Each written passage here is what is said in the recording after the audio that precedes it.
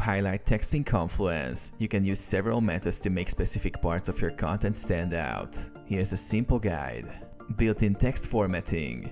Confluence has a background color option to highlight text. Select the text you want to highlight. In the toolbar that appears, click on the A icon and select background color. Choose from the available color options to set the background color, which creates a highlighter effect. Using the info, note, and warning macros. Confluence provides macros that can highlight information in different styles and colors. Type / to open the quick command menu and type info, note, or warning.